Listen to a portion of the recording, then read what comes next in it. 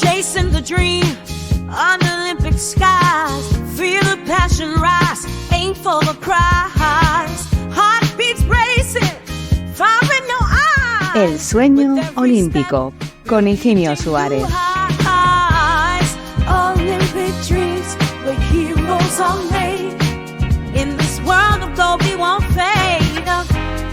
6 veces campeona de España, subcampeona de Europa y con 3 medallas en campeonatos de Europa. Ha participado en 4 ediciones consecutivas de los Juegos Olímpicos, consolidándose como una de las grandes deportistas de nuestro país.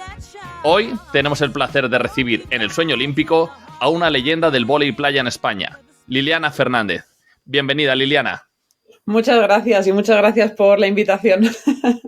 Nada, 1000 billones de gracias a ti por sacar este ratito para que te conozcamos un poquito más y también acercarnos también el vóley playa a toda la audiencia.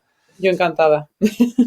Pues últimamente, Liliana, siempre comienzo todas estas charlas haciendo que los entrevistados puedan acercarnos un poquito más a su deporte, explicándonos cosas técnicas del deporte. Pues hemos tenido a Natalia Bedufresne y nos ha explicado cosas de vela, Ander Mirambel de deportes de invierno. En tu caso creo que es un poquito más fácil porque las reglas son relativamente sencillas, similar al tenis con sets de 21 puntos. Pero ¿hay alguna cosa que veas que la gente que no conoce mucho el vóley playa desconoce del vóley playa que digas, joder, pues esto se sorprende cuando lo contamos? Pero de sistema de juego, de puntuación, de cualquier reglas, cosa. A mí, por ejemplo, creo que habitualmente, como es un deporte de parejas, creo que habitualmente sí que tenéis siempre la misma posición de izquierda y derecha, por ejemplo, ¿verdad? Sí, lo normal es mantener esa posición porque normalmente es como una especialización, por decirlo así, igual que la que bloquea o la que defiende. Es verdad que hay equipos en los que se alterna ese rol, pues porque no hay una defensora clara ni una bloqueadora clara, porque a las dos se les puede dar bien o lo que sea, pero cuando hay esa especialización también se mantiene el bloqueo-defensa. Y tenéis un deporte hermano prácticamente gemelo, que es el voleibol en sala normal. ¿Qué diferencias principales hay, más allá del número de participantes? No tiene nada que ver. ¿No? Nada que ver.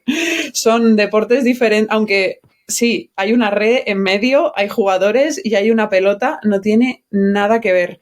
Ni el físico, ni la estrategia, la táctica, o sea, no tienen nada que ver. En pista son 6 jugadoras, la que tiene un mal día se puede ir al banquillo y entrar otra, eso en vóley playa no pasa. Si tienes un mal día tienes que afrontarlo, igual que en el dobles de tenis o en el dobles individual, no hay reemplazo. De hecho, por lesión o por cualquier cosa se pierde el partido. No hay opción de pararlo por ninguna razón y que se reemplace un jugador o cualquier cosa. Obviamente las dimensiones de la pista, en voleibol la pista mide 9x9. Uno de los campos, quiero decir, cada campo mide 9x9 y en playa es 8x8. Entonces, claro, no es lo mismo cubrir 9x9 con 6 jugadores que 8x8 con 2. O sea, no tiene nada que ver. De hecho, normalmente el equipo que está haciendo el side out, es decir, el equipo que recibe, coloca y va a atacar, normalmente tiene la ventaja porque hay tanto campo que es muy difícil que 2 jugadores puedan cubrir todos los toques, todos los ataques, todo, o sea, es imposible. Entonces, ahí entra la estrategia. Esa coordinación entre el bloqueo y la defensa, en el que si el bloqueo marca línea, pues la defensa ya sabe que va a ocuparse más de lo que es la diagonal del campo, pero eso también es lectura. Si la defensora ve que a lo mejor el atacante va a ir por encima del bloqueo, decide aguantar y en el último momento correr para robar, ¿no?, esa finta a la línea. O sea, es muy complejo, es muy táctico, muy técnico, porque si hace viento, como en pista no hay viento, no hay sol, no hay nada. En playa tienes que jugar con sol, con lluvia, con viento, en cualquier condición, a no ser que sea un extremo meteorológico, que haya riesgo para la vida de los jugadores, no se para. O sea, no se para nunca. La arena, la superficie, o sea, no tiene nada que ver el piso duro con la arena. El físico, pues lo que te digo es que no tiene nada que ver, tienes que cubrir mucho más campo, la bloqueadora además sube desde el final del campo hasta la red, eso en pista no pasa, el sacador saca y entra a la zona de atrás, o sea, la exigencia física que exige el vóley playa es mucho mayor y yo sé, y en pista alguna me dirá, no tienes ni idea, yo he jugado pista, ¿eh? Ahora hablaremos, porque creo que justo empiezas por ahí, pero termina de contarme Sí. estas diferencias, que es muy Entonces, curioso. yo he jugado pista, entonces obviamente la exigencia física es muy diferente. Es muy diferente, te pueden cambiar si estás cansada, si estás lesionada, si tienes un mal día, por lo que sea, existe el reemplazo. En playa no, entonces si a nivel físico o mental tú no estás, es un gran reto. Yo creo que eso es lo que me enganchó del vóley playa, porque era un reto, porque me obligaba a mejorar facetas mías que no tenía desarrolladas, sobre todo la parte mental. Y siempre ha sido un reto para mí. Entonces yo creo que eso fue lo que me enganchó, ¿no? El balón también es diferente, el de pista es un poco más duro y un poquito más... Parece igual, pero la sensación es que es un poquito más pequeño, el de playa parece un poquito más grande y flota un poquito más. No sé, hay muchas diferencias. Entonces el entrenamiento en pista... O sea, el entrenamiento y la competición no tiene nada que ver con el entrenamiento y la competición de la playa. A pesar de ser la misma federación, son deportes totalmente diferentes. ¿Y la altura de la red sí es la misma? La ¿O altura tampoco? de la red sí es la misma en senior. Infantil, cadete, juvenil son diferentes alturas, siempre igual, tanto en pista como en playa, e incluso en senior siempre es la misma altura de la red en femenino, en pista y en playa. Masculino es superior. Pues muy curioso, ¿eh? Yo creo que la mayoría de personas pensamos que hay más cosas en común y hay un montón de cosas que diferencian ambos deportes. Eso es como decir un velocista de natación, o sea, un brazo que hace braza, mariposa, espalda o lo que sea, puede jugar al waterpolo, solo porque se juegue dentro de la piscina. Sí, o fútbol sala y fútbol O fútbol 11, sala que y es, fútbol 11. o fútbol Nada playa, que- justo. o fútbol playa, o sea, nada que ver. La estrategia, quieras o no, cambia bastante y la preparación física, en consecuencia, también cambia mucho. Pues has comentado que comenzaste o que has jugado al voleibol. No sé si tiene algún nombre concreto, si lo llamáis voleibol o voleibol sala No, o como lo llamáis. volei. Volei es volei, pista. Y volei playa, pues volei playa. O sea, no especificamos volei pista normalmente. Ya con Ya, decir volei implica que es pista. ya. Tus primeros pasos o tu primer acercamiento hacia el vóley playa fue a través del vóley, ¿verdad?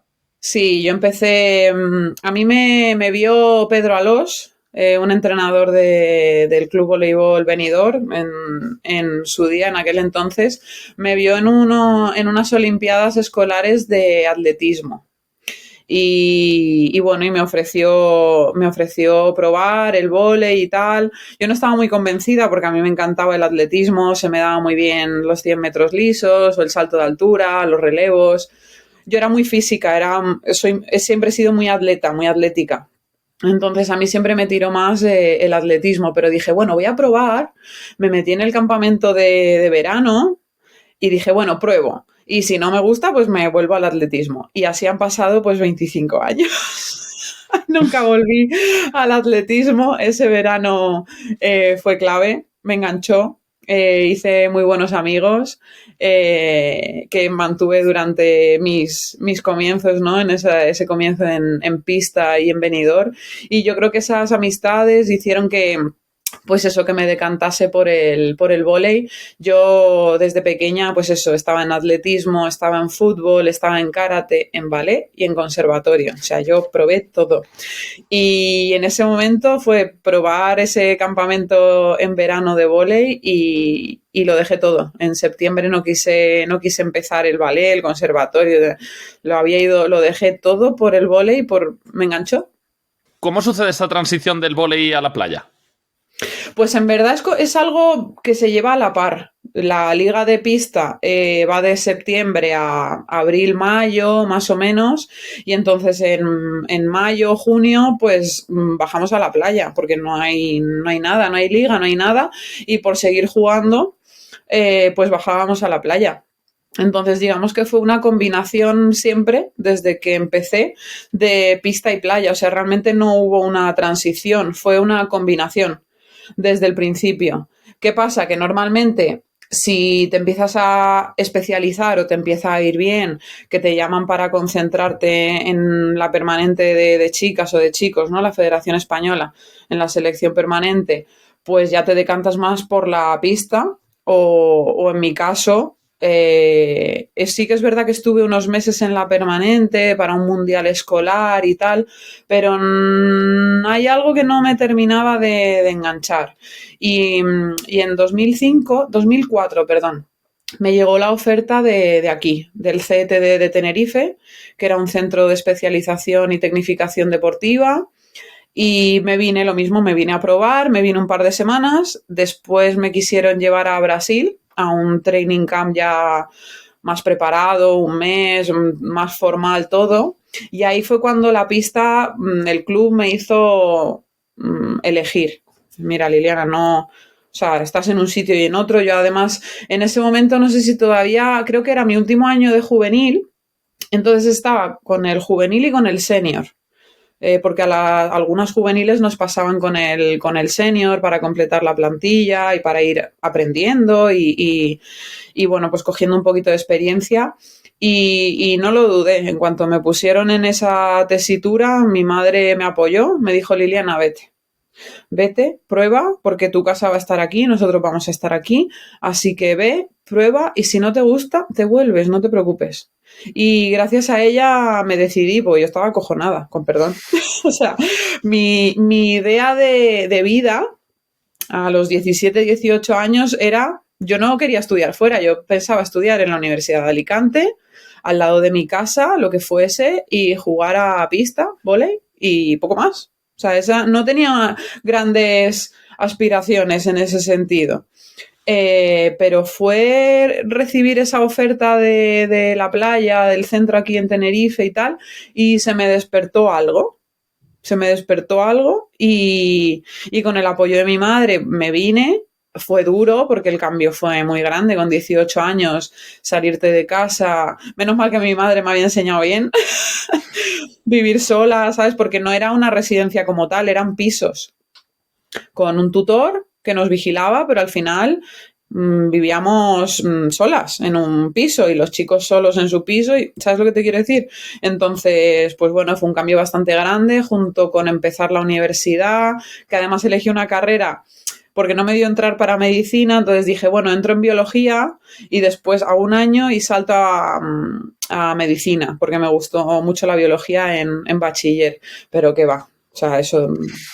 Biología en universidad es otro rollo, no era lo mío, entonces tuve un año de transición y al año siguiente ya empecé turismo, que me gustaba mucho más y conseguí, no me diplomé porque me pilló el cambio de Bolonia y me gradué. O sea, digamos que tuve que hacer como 2 años más, me gradué y tal, y bueno, bien, pero fue una odisea. Estuve como 10 años para sacarme la carrera, porque claro, compaginándolo con el deporte, el cambio de plan, cambio de estudios, o sea, me pillaron todos los cambios, me los comí yo. Bueno, sí, es que además el deporte de élite es prácticamente como un trabajo profesional que te dedicas, sí. No sé cuántas horas entrenabais por aquella época, 6, 8 horas al día o... Unas 6 horas, entre 4 o 6 horas, entre la playa, que a veces habían dobles sesiones, o si no había doble sesión había físico, si no había físico había gimnasio, y todo eso de lunes a sábado, pues sí, era una jornada completa. Has hablado que esto sucede en 2004. Sí. Y ahí ocurre justo algo muy importante para el vóley playa español, que es la medalla de plata de Herrera y Bosma. De hecho, yo ahí descubro el vóley playa. Como espectador, bueno, sabía que existía, pero ahí disfruté, vibré un montón esos Juegos Olímpicos. Me ha pasado más o menos lo mismo en París con el 3x3 femenino, que ha sido un descubrimiento, y eso, el hecho de que llegan a la final, pues te hace acompañarles en esa trayectoria. En tu caso, ¿influyó en algo positivamente el hecho de que se empezara a descubrir más a nivel nacional el vóley playa? No sé si fue tanto la medalla, porque obviamente con 17, 18 años lo ves todavía un poquito inaccesible, ¿no? Obviamente es un sueño. ¿Quién no querría, ¿no? Ir a unos juegos y conseguir una medalla, pero creo que lo veía como un poco lejos todavía. Yo creo que lo que me hizo decantarme un poco o considerar el vóley playa como una opción fue que veía a compañeros que jugaban a vóley que estaban también saltando a la playa, o sea, estaban en vóley y los convocaban para la selección, pues para la valenciana o para la española, jugaban categorías inferiores, pues eso, mundial, sub-19 o mundial, sub-21, y tuve varios compañeros que estaban en ese salto, ¿no? De un lado a otro hasta que se decantaron por la playa. Entonces, cuando me llegó esa oferta, digamos que yo ese salto ya lo había visto en otros compañeros y lo empecé a valorar también como una opción real para mí. Creo que fue más eso, el que se normalizara en mi entorno, ¿no? Ese salto. Y a partir de ahí empiezas a tener una trayectoria espectacular. A nivel nacional, creo que campeona de España junior y según empiezas a pisar también las categorías absolutas, también empiezas a tener muy buenos resultados. Y ahí empieza tu pareja con Elsa. ¿Cómo son esos primeros pasos en esa pareja, Lili y Elsa? Pues fue muy curioso porque las dos teníamos parejas diferentes en el centro. Yo llegué un añito antes que Elsa al centro, yo entré en 2005 formalmente, por decirlo así, en el mes de septiembre. Es verdad que en febrero fui, en marzo después a lo que te comento de Brasil, después estuve compitiendo ese verano. Pero yo creo que era más como una prueba, yo no llegué realmente a trasladarme del todo, ¿no? Digamos que iba y venía porque tenía que sacarme la PAU y bueno, y el tema de los estudios, ¿no? Terminarlos, la parte del cole, por decirlo así. Pero en septiembre sí que empecé con otra compañera, con Núria Moncunil, una chica catalana, y fuimos campeonas de España junior. Y bastante bien, pero bueno, ella no recuerdo muy bien, creo que decidió volverse a Cataluña, no recuerdo muy bien qué pasó. Y en esa transición entraron otras dos chicas, entró Alejandra y entró Elsa. Entonces, digamos como que las tres nos íbamos como medio rotando, pero yo acabé jugando más con Alejandra y a Elsa pues siempre le buscaban como otras compañeras de transitorias, ¿no? Un torneo por aquí, un torneo por allá. Algún torneo jugué también con ella suelto porque teníamos que jugamos el campeonato, el Mundial Sub-21 en el 2007 en Módena y tal. Entonces, como que íbamos probando. Y claro, yo con la compañera que tenía así como más fija, pues no funcionaba. No funcionaba, teníamos mucho carácter, mucha personalidad las dos queríamos mandar, tirar, yo creo que éramos incompatibles, ¿no? Y en estas pruebas, pues el entrenador de aquel entonces, que era Danny Wood, pues vio que Elsa y yo sí que nos compenetrábamos mejor y nos comunicábamos mejor y congeniábamos mejor. Aparte de que por edad coincidíamos en categorías inferiores, porque Alejandra era 2 años mayor. Entonces, yo podía jugarlo, pero ella no, dependiendo qué campeonato. Entonces, como que se fue dando que pues la cosa iba mejor con Elsa. Dani decidió, pues, apostar por nuestro equipo, nuestra pareja, y ahí fue cuando comenzamos un poco. En 2007 nos metimos cuartas en ese campeonato del mundo sub-21. Al año siguiente, en 2008, empezamos a jugar ya World Tour, lo que es circuito mundial. Dani consiguió que el centro de tecnificación, porque normalmente el centro pagaba campeonatos o autonómicos o nacionales, no solía pagar viajes internacionales y consiguió acordar una serie de torneos, no recuerdo si fueron 3 o 4 torneos para empezar a jugar World Tour y bueno, gracias al apoyo del gobierno de Canarias, que era quien sobre todo dirigía un poco el centro, la Federación Española también tenía una ayuda por resultados, es decir, si pasabas la previa y accedías al cuadro principal, pues te pagaban hotel y vuelos. Entonces de ahí pues también recuperábamos un dinero y ese primer año yo creo que fue clave. Es verdad que Dani pagó una serie de torneos, mi madre pagó otro torneo, creo que la madre de Elsa pagó otro torneo y como conseguimos pasar al cuadro principal, pues conseguimos, ¿no?, devolver ese dinero e íbamos así. El primer año era así, un año una mano delante y otra detrás y recemos porque la cosa salga bien. Y salió muy bien, salió muy bien. Creo que en toda la trayectoria deportiva jugamos bastantes previas, no solo al inicio, sino después de mi primera maternidad. Caímos a las previas porque a mí me penalizaron. Mis puntos se vieron penalizados por la maternidad y también caímos a la previa. Creo que en toda nuestra carrera deportiva no pasamos 2 o 3 previas solo. O sea, una barbaridad. O sea, impensable. Es muy bonito esto que cuentas porque muchas veces desde fuera nos quedamos con el éxito de los deportistas y parece que todo es un camino de rosas. Pues ves a Liliana 4 veces en Juegos Olímpicos, en las entrevistas en la televisión, dices, joder, qué bonito. Entonces, pero es que Liliana ha tenido que pasar por muchas historias, ir de un sitio a otro, sufrir mucho para poder tener ese éxito y es muy bonito que nos lo podáis contar cómo es el camino. Y también he tenido entrenadores que me han dicho que yo no servía, que me dedicara a otra cosa. O sea, la vida del deportista es jodida en el sentido de que si no das con las personas adecuadas pueden hacer que dejes el deporte. Y yo doy gracias a que tenía a mi madre y mi madre confiaba en mí más que cualquier entrenador. No me lo explico porque ella de vóley playa, fíjate tú lo que entendía, nada y menos. Pero ella insistía. Por ella, pues seguí en Tenerife. Hubo un año como de transición que parecía que el centro no iba a salir. Tuve que hacer unas pruebas en un equipo de vóley en Alicante. Tuve que hacer la preinscripción de la matrícula en la Universidad de Alicante y todo. Y en nada, ya cuando ya tenía que decidirme para ir, me avisaron de que Tenerife, que sí, que el centro salía, que había financiación y tal. Y fue como, lo siento, pero hasta luego, ¿sabes? Me voy a Tenerife.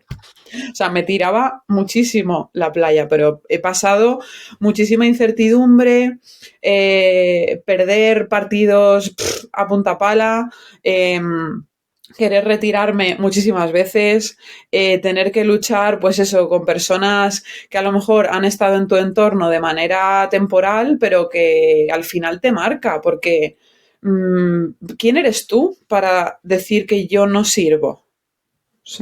¿Quién? O sea, al final, con el paso de los años y con experiencia y con madurez, doy gracias a esa gente porque me hicieron más fuerte. Y lo que he aprendido es que realmente el problema no lo tenía yo. Ellos estaban limitados a la hora de entrenarme. Porque si no encuentro otra explicación. ¿Qué pasa? Que tú sí, o sea, el que sí que me supo entrenar, ¿qué pasa entonces? Y me supo llevar a 4 juegos. Ese se equivocó. Ese lo hizo mal, ¿no? Lo hizo mal. Entonces, pues bueno, son, sí, muchas piedras que te encuentras en el camino y solo se ven, pues eso, las fotos, las medallas, los buenos partidos, pero realmente esos son momentos tan efímeros, tan pequeños y te aseguro que compensan todos los días malos, todas las derrotas, todo tal, pero en verdad yo en cierto modo digo, somos masocas los deportistas porque hay más malo que bueno. Hay más malo que bueno, pero es tan bonito el ganar, la medalla, el ir a unos juegos que hacemos, no sé, locuras.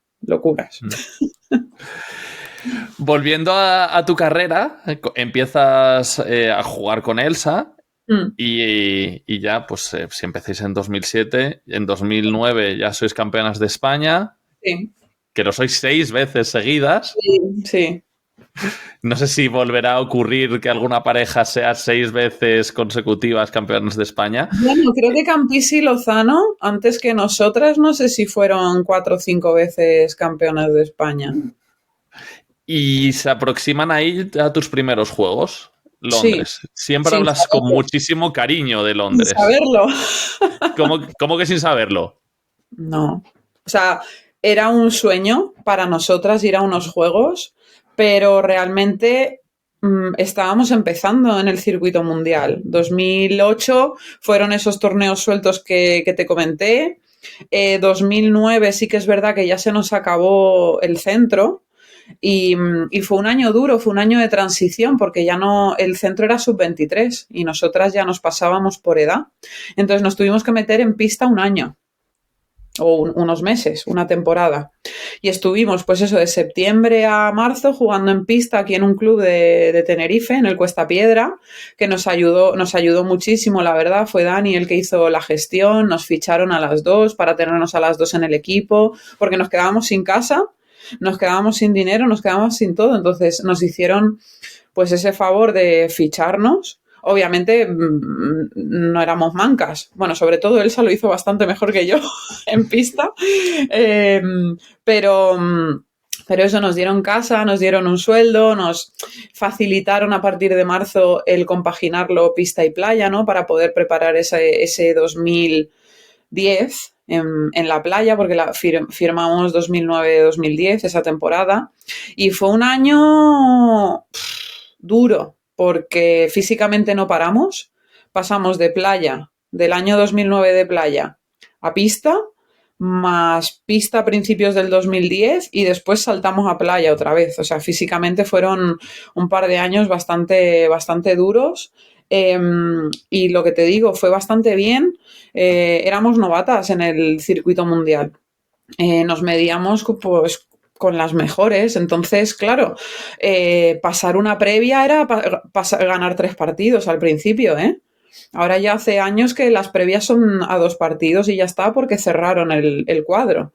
Pero antes llegamos a jugar 3 partidos al día. O sea, claro, llegabas al día siguiente al cuadro principal reventada ya, pero reventada. Y aún así, muchas veces ganábamos algún partido, algún 17, algún noveno, y ya cuando das el salto de tener suficientes puntos para estar en el cuadro principal, ahí la cosa cambió, porque ya empiezas el cuadro principal sin ese desgaste de las previas, te puedes medir en igualdad de condiciones normalmente con las que ya están dentro también, y nosotras también pues íbamos mejorando tanto física como técnica como tácticamente. Entonces fuimos ganando y claro, cuando nos dimos cuenta a finales de 2011 estábamos dentro del ranking olímpico. Fue como, ¿esto es en serio? O sea, además recuerdo, estábamos 11 de 16 que iban por ranking. Digo, ¿esto es en serio? Digo, no. Esto no creo que pase, no va a pasar porque, no, o sea, nuestra idea era luchar por Río, porque estábamos empezando en el circuito mundial. Realmente Londres no era nuestro objetivo y nos vemos a finales de 2011 dentro. Claro, la federación llamando para darnos apoyo, para darnos beca, porque hasta ese momento no teníamos nada de la federación porque no éramos nadie, porque no habíamos conseguido nada. Entonces, claro, nos metemos dentro del ranking olímpico y ahí, pues eso, empieza la federación, entró un nuevo patrocinador, Wild Wolf, de aquella época. Y bueno, y así pues empiezan a aparecer patrocinadores poco a poco y pues eso, y nos plantamos en Londres, pero lo que te digo, inesperado, pero oye, muy bien recibido, no te lo niego. ¿Y cómo fue esa primera experiencia? Que siempre hablas con muchísimo cariño de Londres. ¿Cómo la recuerdas?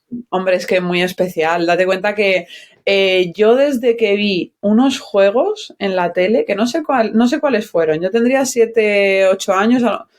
Barcelona Atlanta, 92 seguramente. no creo, sería más bien Atlanta, que yo ya tendría 10 añitos. Que es justo Atlanta en el que debuta el vóley playa como deporte olímpico. Pero yo no me estaba fijando en vóley playa, fíjate. Pero bueno, hay una conexión ahí en tu vida que... Puede ser, sí, puede ser.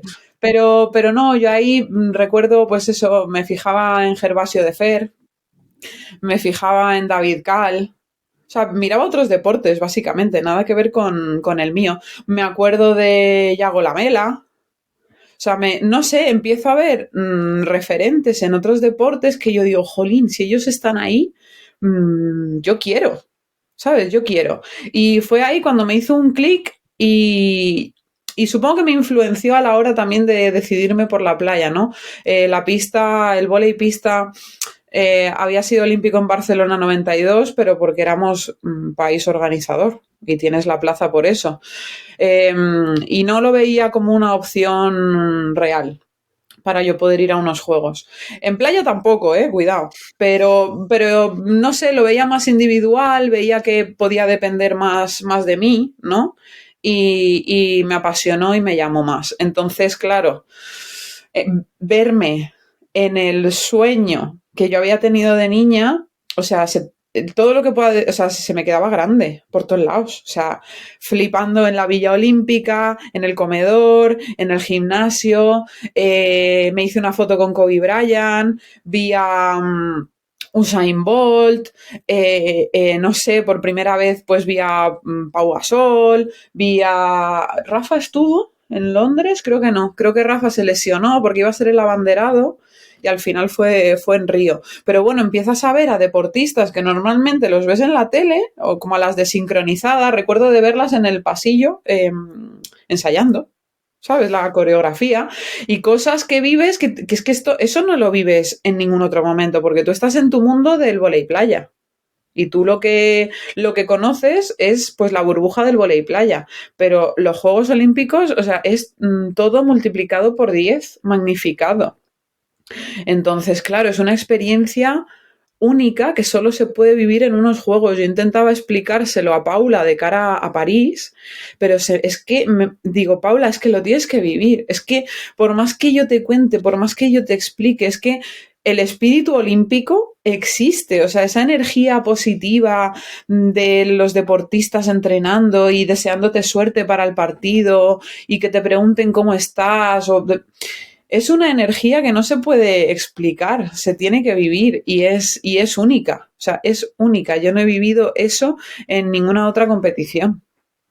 Y además, a nivel deportivo, entiendo que en Londres el objetivo estaba alcanzado, pasando a la fase de grupos. No sé si os hubiera gustado, ya una vez que entras en el cuadro, avanzar un poquito más, porque no deja de ser casi una moneda al aire. Teníamos un grupo jodido, porque teníamos no sé si eran en ese momento campeonas o subcampeonas del mundo, Casey Ross, las americanas. Teníamos a las campeonas de Europa, Van Iersel-Keizer, y después sí que es verdad que teníamos un equipo argentina que clasificó por Continental Cup a los Juegos, o sea, no clasificó por ranking, clasificó por una especie de preolímpico, para que me entiendas, ¿vale? Pero claro, no las conocíamos porque no jugaban circuito mundial.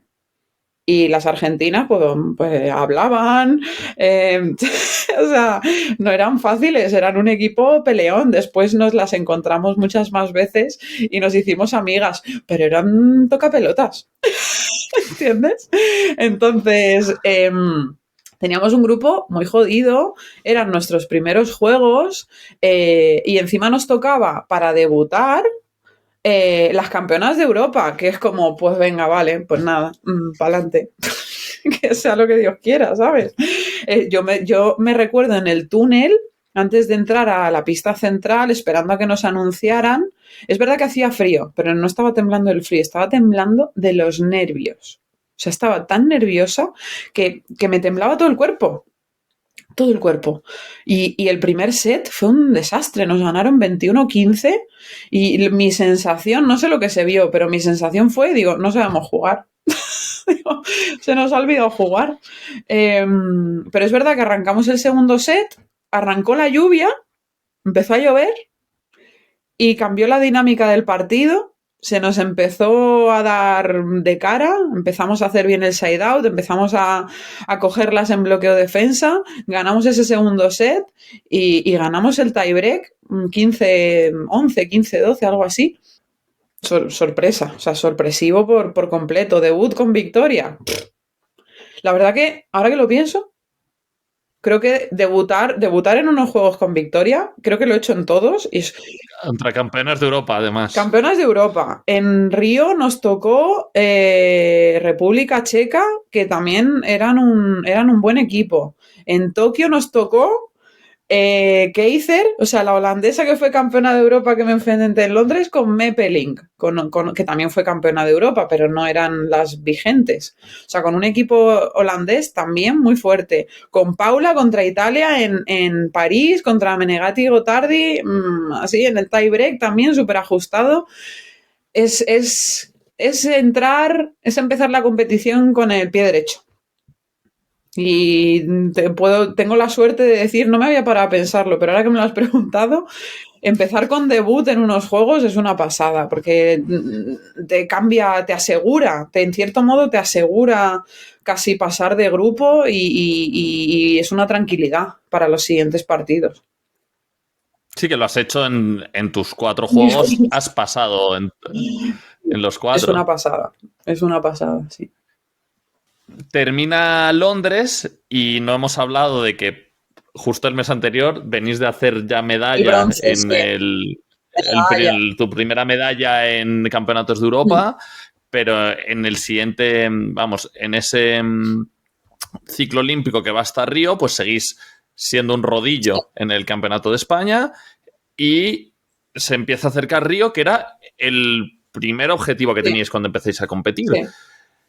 ¿Cómo es la competición en Río? ¿Llegáis con más expectativas de alcanzar cotas más altas? Sí. ¿Ya es fuera esos nervios, fuera la ilusión de la novata y ya más enfocada en pelear por unas semifinales? Sí.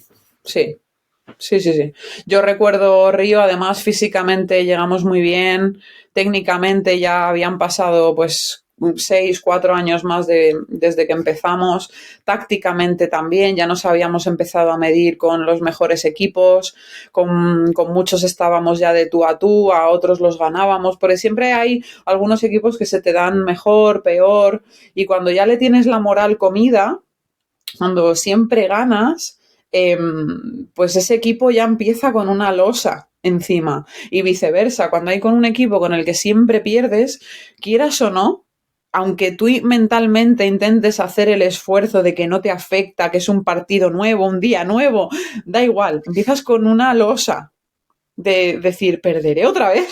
¿Será posible que no le vaya a ganar yo a este equipo?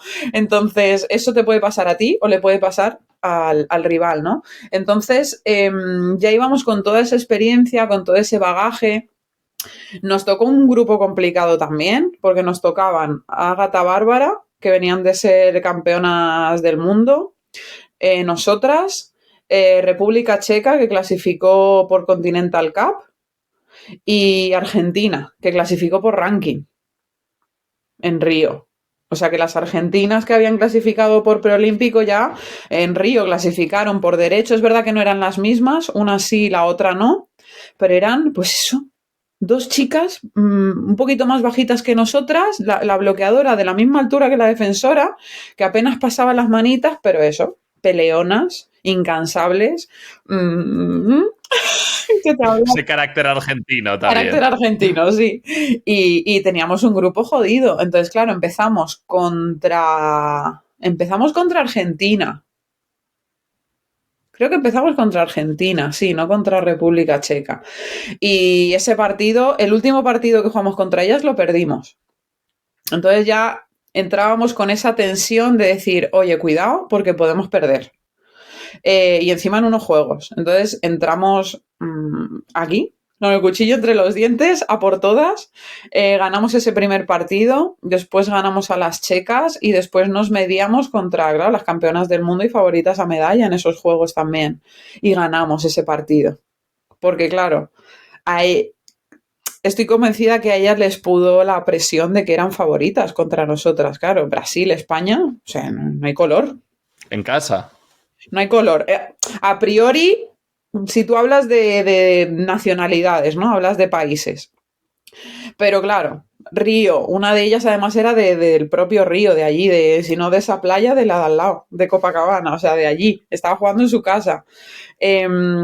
Campeonas del mundo, medallistas mundiales y tal. Entonces, toda esa presión yo creo que la sintieron.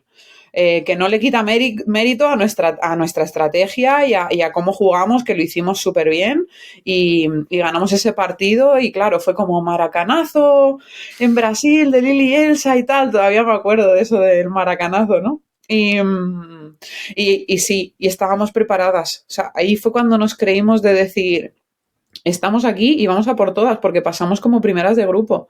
Nos tocó un lucky loser, o sea, un equipo que venía de jugar una ronda previa, que solo habían 4 equipos que jugaran esa ronda y pasaban 2, los que tenían peor puntuación, peor ratio. Y nos tocaron las rusas. Esas rusas le habíamos ganado, no sé si 8 de 8 o 9 de 9. Y yo creo que empezamos a darle al coco del diploma de la posible semifinal, porque nos volvíamos a enfrentar, si ganábamos, nos volvíamos a enfrentar contra Ágata y Bárbara.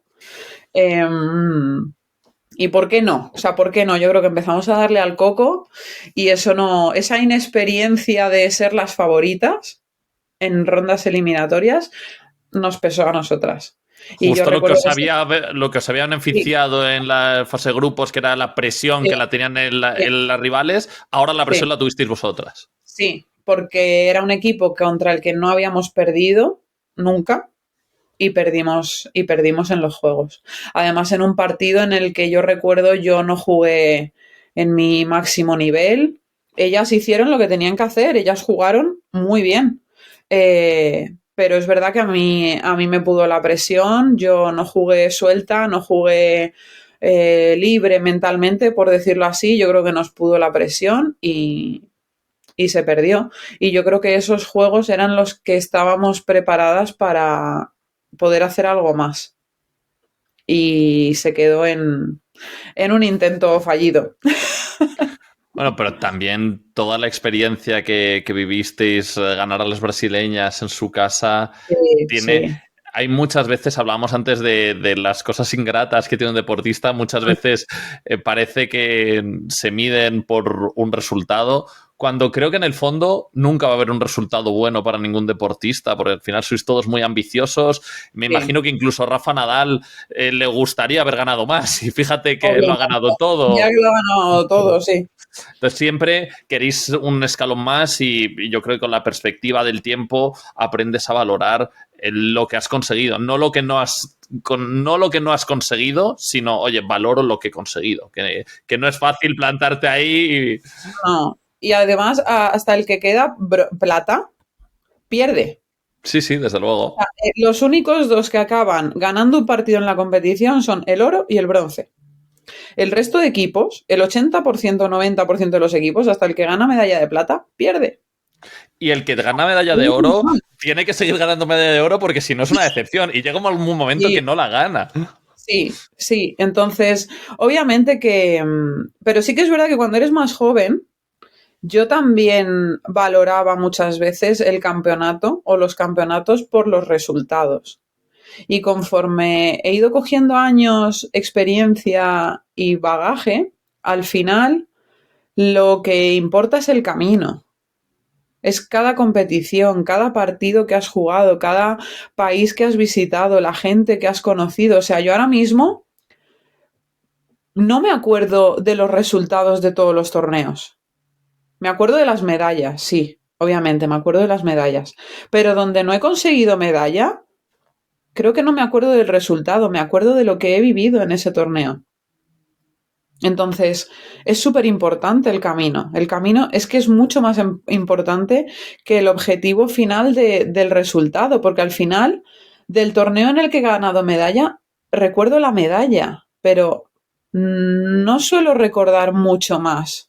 Sin embargo, de los torneos que no he conseguido medalla, me acuerdo si he hecho turismo, me acuerdo de si me gustó alguna comida, si hicimos algún tipo de excursión. Tengo otro recuerdo, probablemente más valioso que pues aquí gané medalla. ¿Y qué hice? Pues no sé. Entonces, al final, con la edad, con la experiencia, con la cantidad de años que he jugado, me he dado cuenta que, o sea, empecé a disfrutarlo antes, ¿no? El camino, pero tardas en darte cuenta de que lo importante es el camino, lo que vives, el día a día. Pues hablando del camino y hablando de medallas, hemos pasado muy rápido del 12 al 16, pero en 2013 sois subcampeonas de Europa. ¿Es vuestro mejor torneo en vuestra carrera? De los mejores, sí. Pero cuidado, no por la medalla, sino por el torneo en sí. O sea, ese torneo en Klagenfurt es el mejor torneo del circuito mundial. O lo era en aquellos años, porque ahora ya no es en Klagenfurt, desapareció por unos años y ahora lo están organizando en Viena. Ese torneo en Klagenfurt, o sea, era como un premio para los deportistas, porque era como ir a una especie de campeonato del mundo, porque lo organizaban tan bien, nos mimaban tanto a los jugadores, o sea, allí el público que iba vivía mucho el vóley playa, tanto en las canchas exteriores como en la pista central. Es verdad que muchos estaban pasados porque iban para la fiesta, ¿vale? Porque date cuenta que era un estadio de 8.000 personas. 8.000 personas gritando. Y lo que lo hizo especial, ese torneo, o sea, esa final, para mí fue especial porque jugamos contra las Schweiger, que eran austríacas. Y el público estaba loco. O sea, loco. Ese barullo, ese jaleo, esa música, ese recuerdo y se me ponían los pelos de punta antes de entrar a esa final, porque todo jugador de vóley playa quería jugar la final en ese estadio. Porque el público es una pasada. O sea, llevaban letras, tiraban agua, hacían bailes. O sea, era una pasada el DJ, la música, obviamente, la implicación que tenía y que conseguía que el público se implicara de esa manera. Era un torneo tan especial que lo hizo especial no fue la medalla. Fue lo que viví en esa final. Más claro, agua. Y además, Liliana, fue un torneo mágico también para España ese año, porque Pablo y Adrián ganan en el cuadro masculino. Sí. Háblame un poquito de Pablo y Adrián también, que son una referencia de otra pareja que lleva años y años. Muchos años juntos. Pues, ¿qué te voy a decir? Con Adrián nos crecimos juntos, con Adri. Adri también estaba en el centro de Tenerife y creo que empezó el año de antes que yo, el año de antes. Y empezó con Fran Marco, que Fran Marco era de Benidorm. Bueno, es de Benidorm. y pues no sé, recuerdo pues la convivencia en los pisos, no sé, los viajes a categorías inferiores o a pues torneos autonómicos, torneos nacionales, o sea, viajábamos en equipo. Aunque se compitiera por parejas, pues viajábamos en un grupo pues normalmente era una pareja de chicas, porque no éramos dos de chicas y dos de chicos. Entonces viajábamos en grupo desde Tenerife y no sé, una convivencia muy buena. Nos juntábamos para comer muchas veces, para cenar, por lo que te digo, vivíamos en 3 pisos y la comida estaba en el de las chicas, porque la señora que venía a cocinar cocinaba en el nuestro. Entonces a veces se llevaban la comida al piso, pero otras veces pues comíamos juntos, cenábamos juntos, celebrábamos pues no sé, cumpleaños, carnavales, pues nos juntábamos para mucho, salíamos de fiesta también, porque también se salía de fiesta, hay que normalizar eso un poco también, y en momentos donde se podía salir, cuidado, ¿vale? No es que eso fuera un despiporre, ¿vale? Y no sé, muy bien. Después, cuando él empezó con Pablo, es verdad que como que salió del centro, ¿no? Y se fue con la selección. Y ahí recuerdo como que un par de años en el que, claro, él ya estaba jugando circuito mundial y nosotras todavía no. Entonces, pues bueno, estábamos como en otra dinámica, ¿no? Nosotras en el centro y él en la selección. Pero cuando nosotras ya empezamos a jugar circuito mundial, ahí, claro, empezamos a tener más relación con ellos, obviamente, porque solo estábamos nosotros. Estaban Pablo y Adri y Lili y Elsa durante tropecientos años.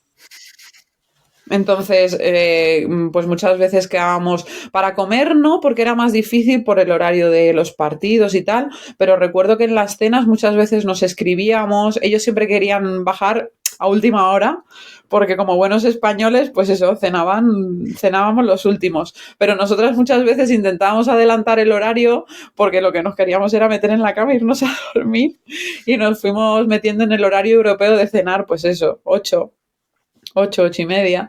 Y muy buena relación, muy buena relación. Hemos compartido mucho durante muchos años. En Londres compartimos apartamento.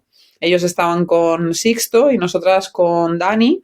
Entonces los entrenadores, Dani y Sixto, tenían una habitación, nosotras otra y los chicos otra. En Río también compartimos apartamento, igual, Sixto con Dani y después nosotros. En Tokio ya fuimos nosotras con Sebas y los chicos con Fran Marco, que fue jugador, pues pasó a ser el entrenador años después y ahí compartimos, pues eso, con Fran y con Sebas. Y en París fue diferente. En París estaban los chicos por un lado y nosotras compartimos con Tani y Daniela el apartamento. Y muy bien, la verdad. Entonces, eso, con Pablo y con Adri es que hemos vivido 3 Juegos Olímpicos con sus respectivos campeonatos de Europa, campeonatos del mundo, circuito mundial, o sea, muchas cosas. Entonces, en cierto modo es como una carrera paralela, pero en categoría masculina la de ellos, con muchas más medallas, obviamente, porque ellos ganaron, no sé, 20 y pico, 30 medallas habrán ganado juntos, no lo sé, te lo tendrían que decir ellos, pero una pasada. El preguntarle a Pablo, no sé, pues te pones nervioso antes de un partido, recuerdo de tener alguna conversación con él sobre eso, no sé, creo que hemos tenido una carrera paralela. Desde luego. Es con mucho cariño. Terminan los Juegos de 2016 de Río, punto de inflexión muy importante en tu carrera. Te quedas embarazada de tu primer hijo, de Saúl. Sí. Entiendo que esto es quizá lo más complicado de ser deportista femenina, que tienes que planificar incluso, me imagino, las maternidades en función de los ciclos olímpicos o de las competiciones. ¿Cómo vives ese momento y también cómo le afecta o cómo lo hablas incluso con Elsa de, oye, ahora va a haber un parón, si tiene que buscarse otra pareja, si ya planificas incluso tu vuelta? ¿Cómo es un poquito toda esa dinámica? Bueno, nos sentamos los tres junto con Dani y fue acordado. O sea, fue acordado. Sabíamos que podía pasar. O sea que no fue una sorpresa, fue totalmente consciente e intencionado. Podía pasar, podía no pasar. De hecho, teníamos plan A por si pasaba y plan B por si no pasaba. O sea, estaba bastante bien planificado, por decirlo así.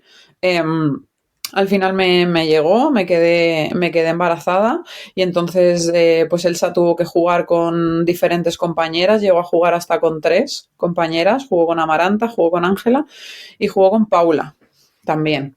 Y ese año pues fue un poco pues caos para Elsa, pues por eso, porque no estaba yo. Por suerte los patrocinadores le mantuvieron la beca a ella para seguir viajando con quien fuese. Incluso a mí me dieron mi parte, que no iba a competir. Y fue un poco caos para ella, pues por eso, porque fueron muchos cambios, a veces bloqueaba, a veces defendía. Ella normalmente era defensora. Entonces le tocaba, pues eso, a veces jugar por 4, a veces jugar por 2.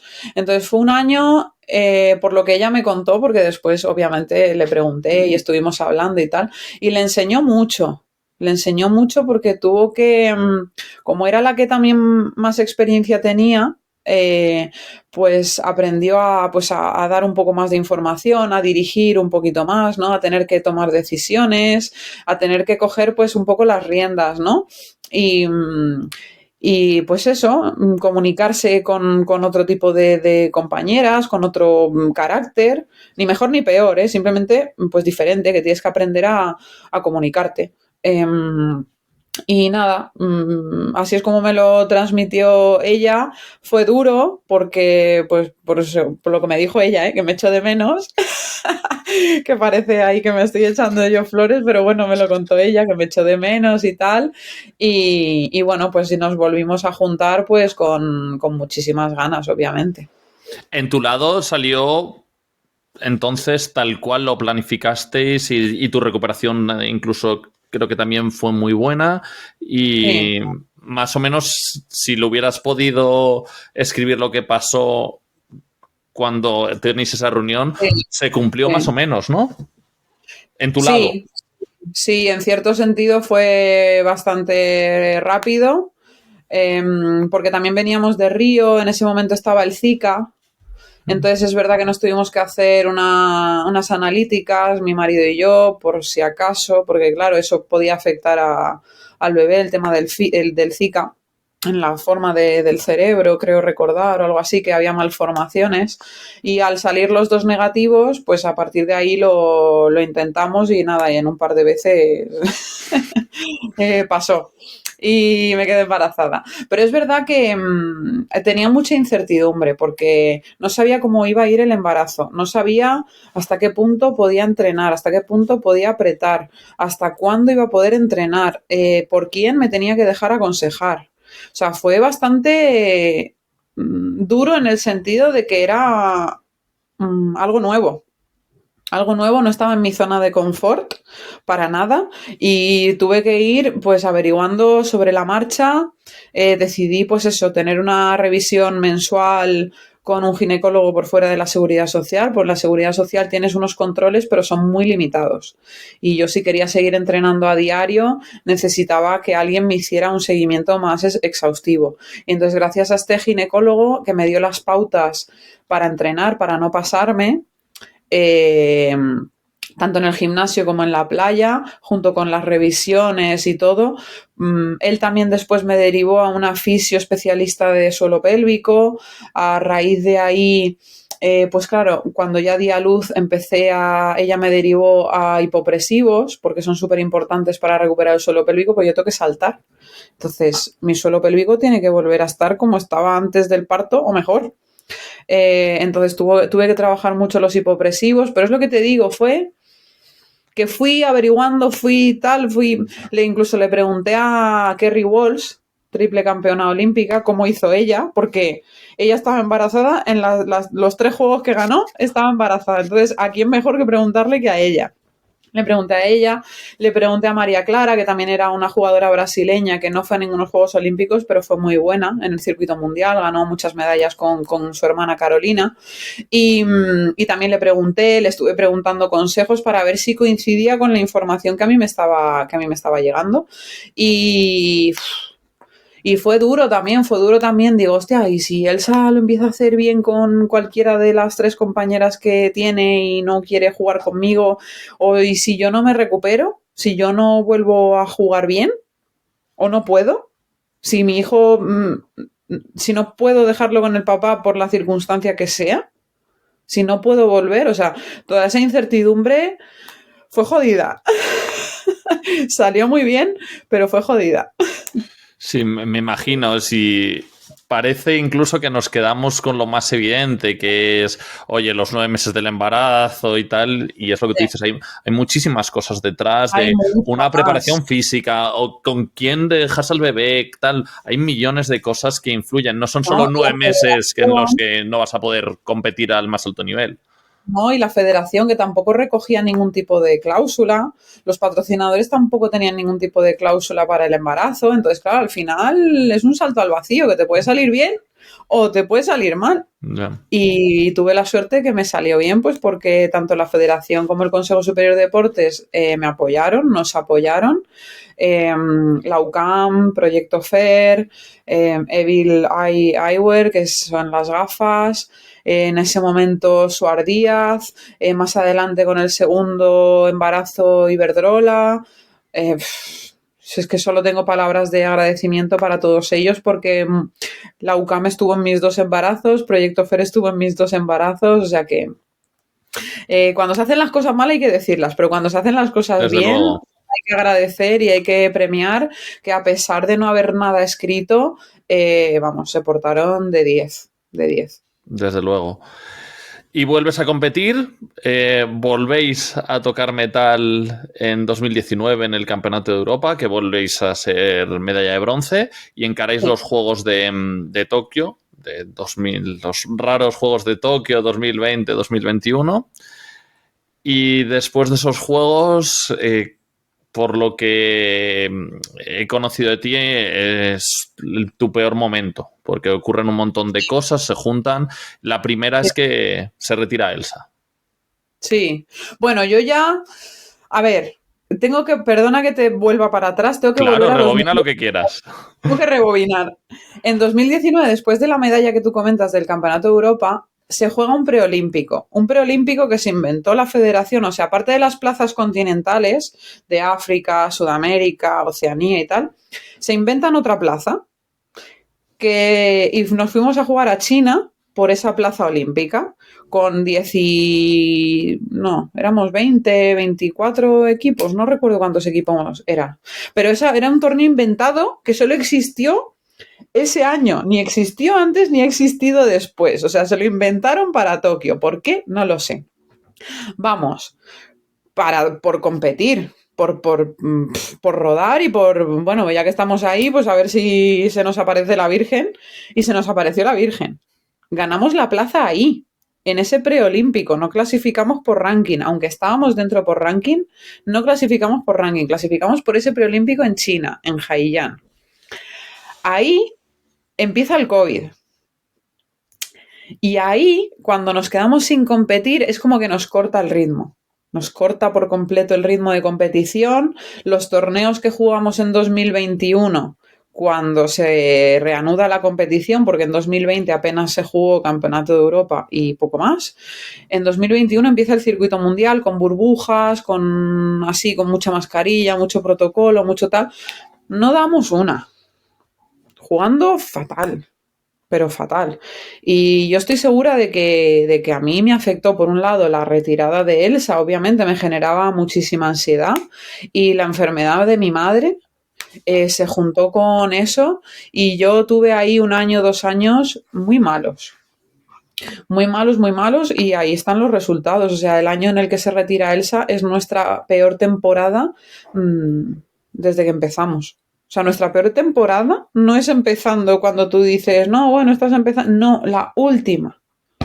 Que me da una rabia que Elsa se haya retirado así, ¿sabes? Porque además en 2019 veníamos de competir, lo que te digo, bronce en el Campeonato de Europa, ganamos el preolímpico, o sea, estamos jugando de puta madre, con perdón.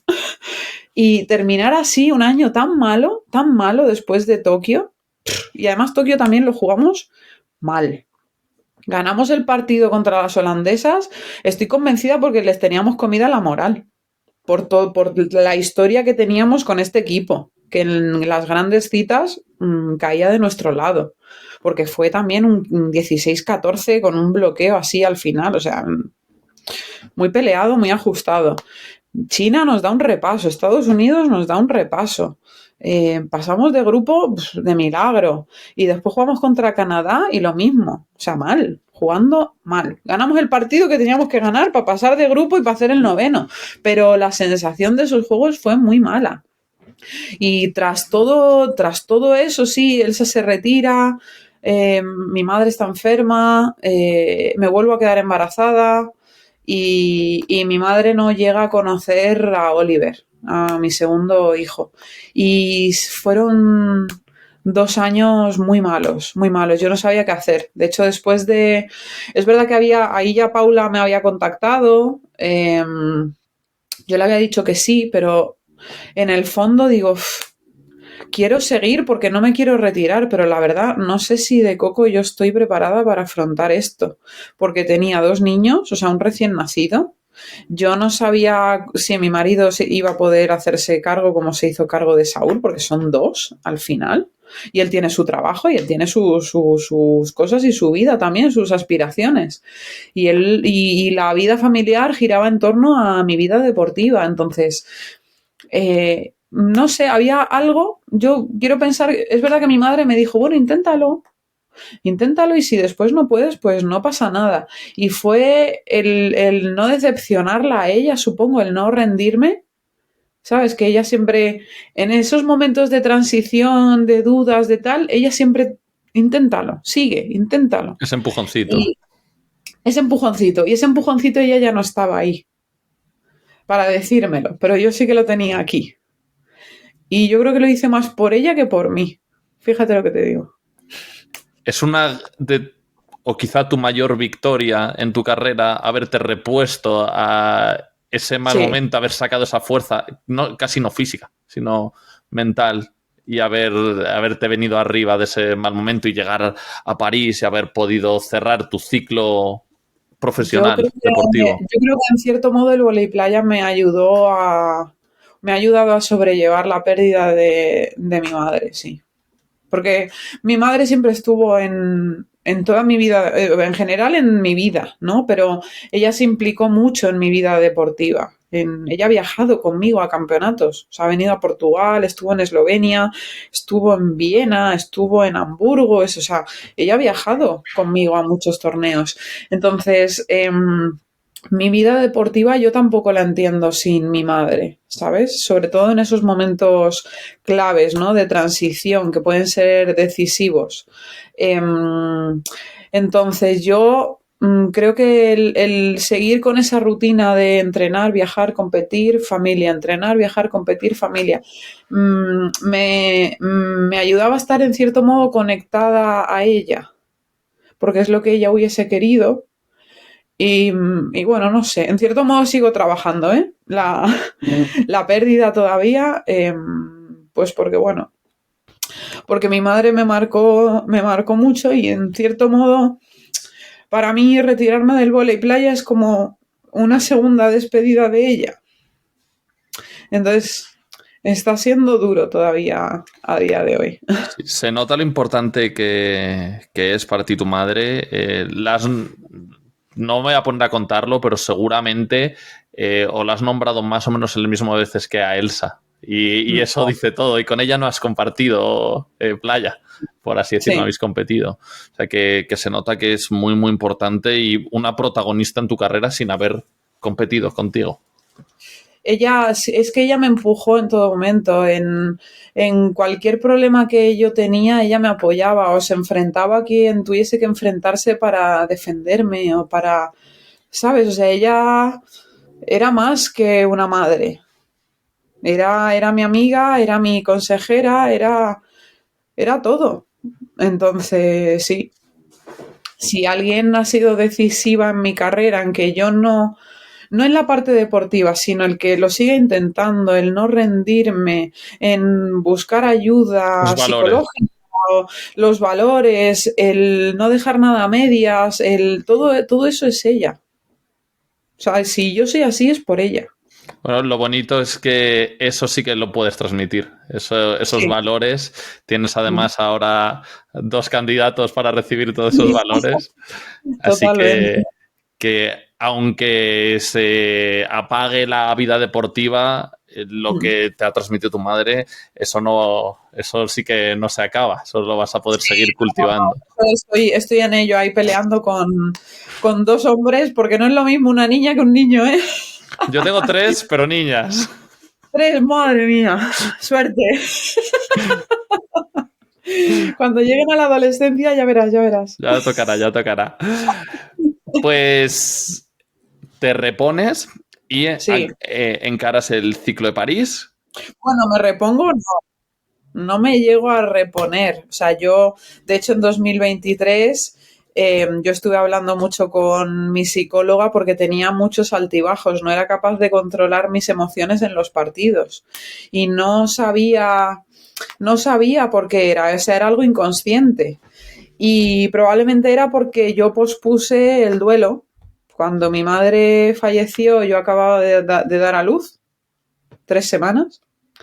Entonces tuve que enseguida ponerme con la recuperación, entrenamiento, planificar el nuevo equipo, entrenador, Paula, sponsor, no sé qué, no sé cuánto, y me metí ahí. Y no llegué nunca a darme mi espacio para hacer el duelo. Entonces, en 2023, cuando arrancamos, tuvimos torneos buenos, pero otros en los que yo no conseguía mentalmente, yo no conseguía gestionar mis emociones. Entonces, estuve trabajando mucho con ella porque yo no conseguía que esas emociones no me afectaran tanto o intentar controlarlas, ¿no? Y todo se magnificaba mucho y me costó. O sea, que realmente, y a día de hoy me sigue costando. O sea, no sé si alguien que sufre una pérdida de alguien tan querido llega a reponerse. Creo que te acostumbras a ese peso, ¿no? Escuché un vídeo que el duelo es como una piedra que llevas en el bolsillo para toda tu vida. Y no es que pese menos, es que te acostumbras a llevarla. Entonces me pareció muy bonita comparación. O sea, el duelo va a estar siempre. El duelo no se supera. O sea, no es algo que puedas superar. Al menos yo lo veo así. Lo llevas y aprendes a vivir con ello. Entonces yo ese año aprendí a gestionar eso y a vivir con eso. Y creo que eso nos permitió ese salto en 2024, esa explosión de resultados que tuvimos y que nos permitió clasificar a París, que todavía no me lo creo, por cierto. Porque Pero ahí está llevas la piedra, el duelo, los todo, dos embarazos, todo, nueva pareja, con todo, todo te plantas en todo, París. todo. Por eso te digo que todavía no me lo creo porque yo además soy una persona como siempre he sido muy estructurada de decir, si no entreno esto y esto, no me siento preparada para la competición. Yo era de repetir, repetir. Yo no he sido de calidad técnica. De decir, guau, qué jugadora ¿sabes? Tipo Messi, que es que se le ve la calidad. No, yo he sido jugadora de repetir y En repetir y trabajar. repetir, de trabajar. Entonces, a mí la confianza me la daba el repetir y que a mí las cosas me salieran bien. Si yo no tenía eso, a mí me costaba mucho competir. Entonces, cuando cambiamos de entrenador, me hizo cambiar ese chip, porque antes de que naciera Oliver yo me rompí, bueno, él me rompió el dedo, ¿vale? Me lo rompió en un bloqueo. Entonces, claro, estuve 3 meses parada y teníamos que ir a competir. Yo había entrenado una semana y yo no había atacado con la mano, yo había recibido un poco, porque era lo que menos me dolía, porque la vibración en el antebrazo me dolía. Y colocar un poco y yo no había sacado, yo no había tocado el balón con la mano y nos fuimos a Las Vegas a competir. Le digo, Sebas, esto es una locura. O sea, no voy a jugar porque yo no había entrenado, yo no había tenido la parte física, o sea, había estado entrenando, pero a medias. O sea, yo no me sentía preparada. Cuando llegamos allí, nos plantamos en octavos de final y jugando bien, eso sí, con una férula que me protegiera y tal, digo, ¿se puede jugar sin entrenar? Eso fue en 2018 y fue como que me abrió la mente de decir, pues sí puedo. Y eso fue un clic para mí, fue súper importante porque me vi capaz de mucho más. Entonces yo creo que esa apertura mental me ayudó en este ciclo con todo lo que tenía encima, lo que tú dices, los 2 embarazos, el duelo, la pérdida de mi madre, pues eso, el dejar a mi marido en casa con 2 niños al final, por mucho que sea el padre y sí es su responsabilidad, porque él también quiso ser padre, sí, vale, pero no es lo mismo estar 2 que estar solo. Una nueva pareja también. Claro, una nueva pareja. También Paula tenía que adaptarse a la filosofía de Sebas, porque venía de la filosofía de otro entrenador. Solo 1 año y medio. O sea, yo empecé a competir cuando ya los torneos contaban para la clasificación para París. O sea, una locura, porque tuve 1 año menos, porque como Tokio se retrasó, no habían 4 años realmente, habían 3. Y de esos 3 yo perdí 1 año y medio por el embarazo y el posparto. Entonces teníamos 1 año y medio.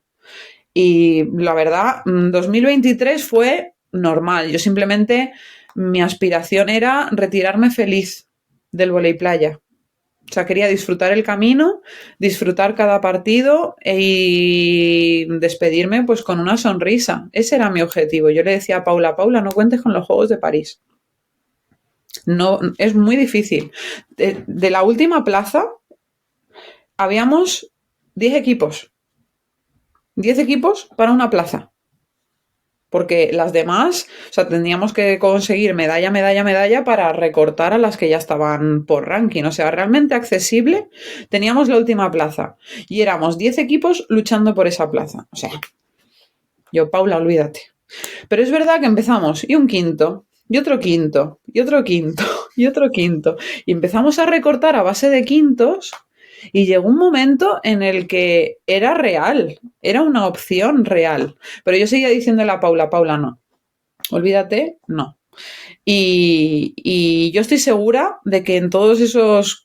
Porque en el último torneo hubo mucha suerte. En el bronce que conseguimos en Polonia, hubo cruces que tú dices, mi madre está por ahí manejando hilos, porque es verdad que nos tocó un grupo jodido. Y a nuestra principal rival le tocó un grupo fácil, pero después, una vez pasamos de grupo, se cambiaron las tornas. Y a ese equipo canadiense le tocó China, que ganó el torneo, que nos ganó en las semifinales, y a nosotras nos tocó Polonia, que una venía del embarazo, la otra de lesión de rodilla, y nos tocaron cruces pues más accesibles que... No digo más fácil ni que fue regalado, pero obviamente no es lo mismo que enfrentarte con China ahí en octavos. Entonces, no sé, pasaron cosas, hubo a ese poquito de suerte, quiero pensar que fue cosa de mi madre y al final, pues mira, conseguimos la plaza para París. Y con París cierras ese ciclo, esa trayectoria, al menos olímpica, con muy buen sabor de boca.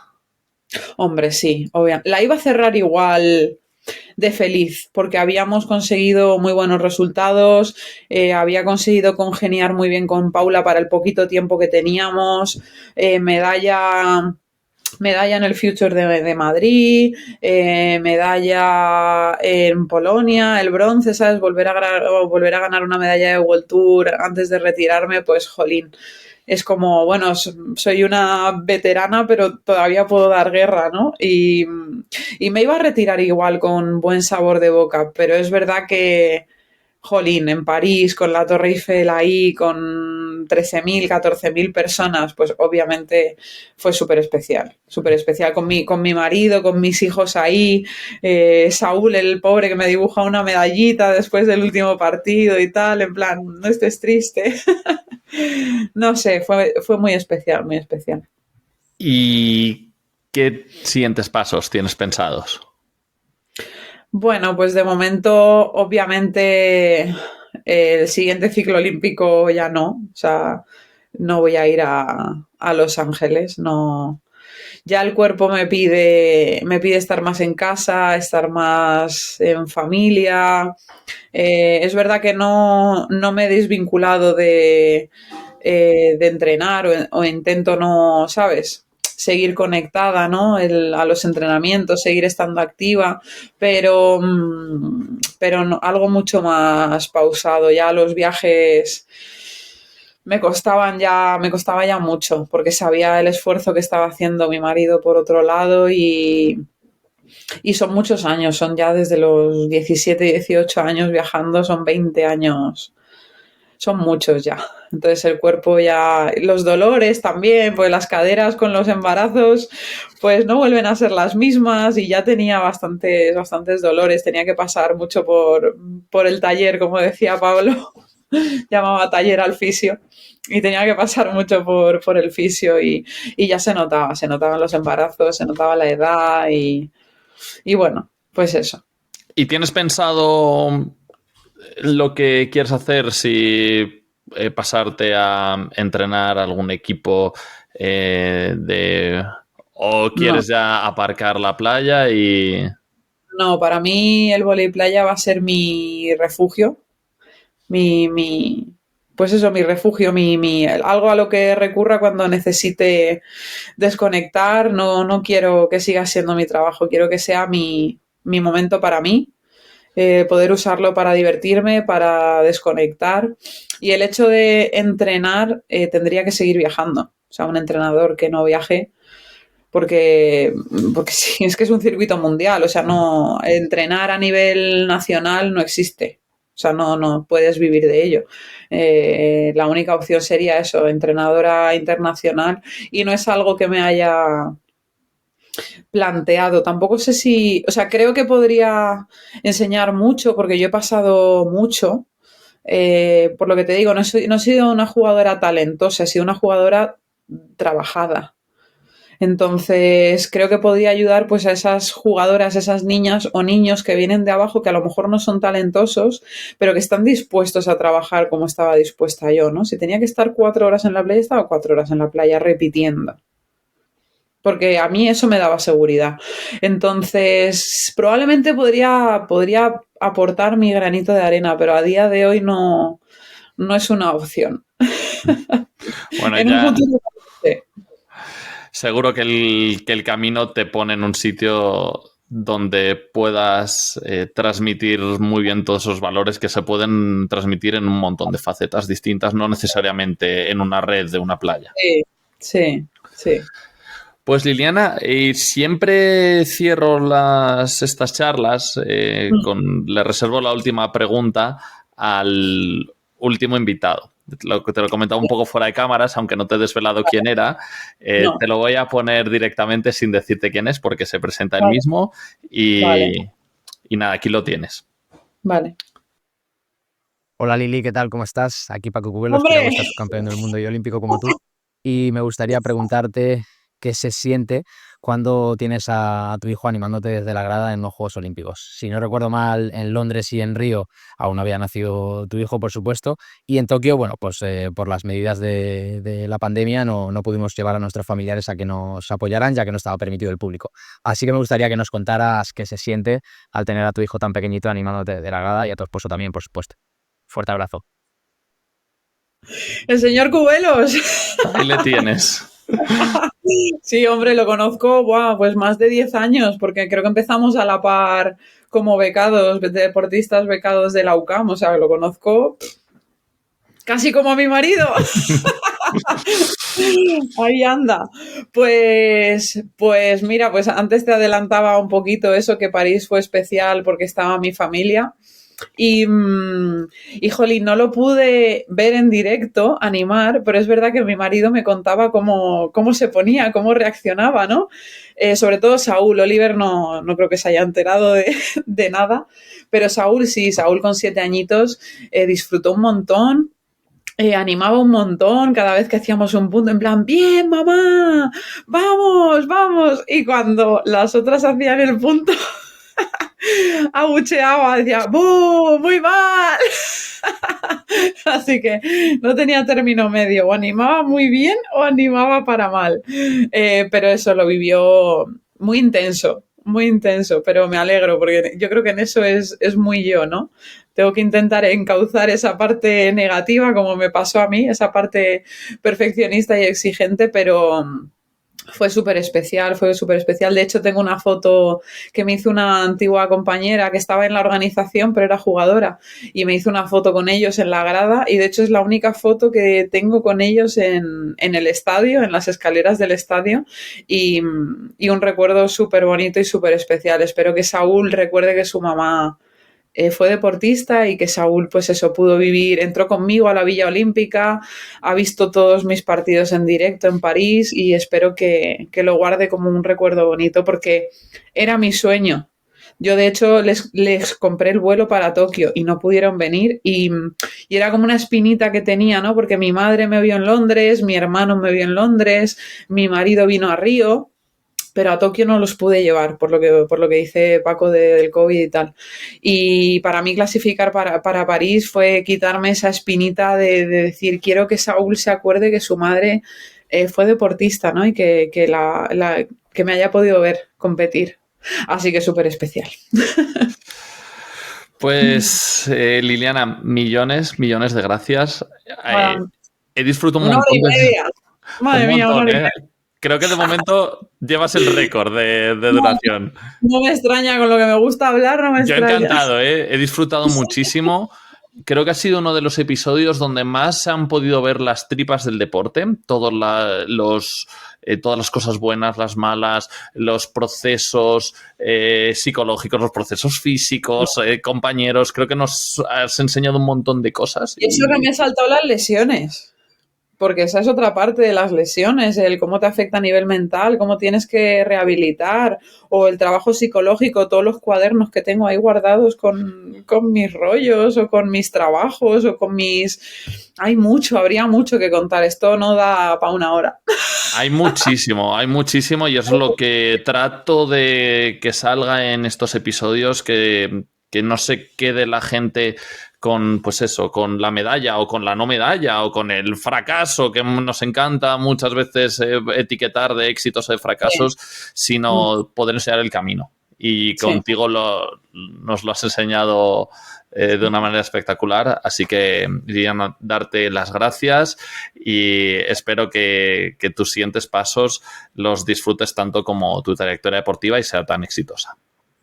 Muchísimas gracias, de verdad, por contar conmigo, por escuchar un poquito mi historia, que al final es una historia más de cualquier deportista, pero bueno, para mí me da la oportunidad de hablar, de normalizar un poco los embarazos, pues que los deportistas también somos personas normales con nuestras lesiones, con nuestras transiciones mentales, con pérdidas familiares, que al final vivimos lo que vive una persona normal, solo que estamos expuestos cuando hay éxitos deportivos o cuando hay fracasos, pero al final pasamos por lo mismo que cualquier persona en su día a día, y creo que eso hay que normalizarlo. Así que gracias. Pues millones de gracias, Liliana. Un fuerte abrazo y que te vaya todo fenomenal. Y muchas gracias a ti también, que estás al otro lado, por escuchar este podcast. Espero que hayas disfrutado de este episodio tanto como yo. Si te ha gustado, no olvides dejar tu reseña y sobre todo de compartirlo, que es lo que más ayuda a que este proyecto siga creciendo. Te espero en el próximo episodio de El Sueño Olímpico. ¡Hasta pronto!